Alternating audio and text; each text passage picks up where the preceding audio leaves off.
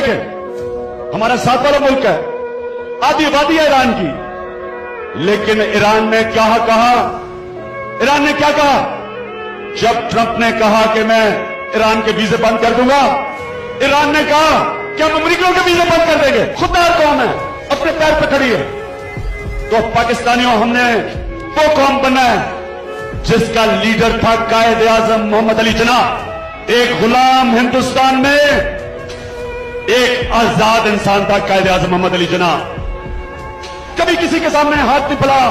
उसके दुश्मन भी थे, हमारे कायद आजम के जो दुश्मन भी थे, कहते थे कायद आजम, हम इख्तिलाफ करते हैं इसके नजरिए से, लेकिन कायद आजम एक ईमानदार आदमी है।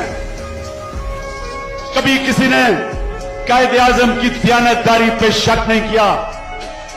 कायद आजम अंग्रेजी में तकरीर करते थे, लोगों को अंग्रेजी समझ में नहीं आती थी, लेकिन लोग कहते थे जो भी कह रहा है सच बोल रहा है, सच्चा इंसान था।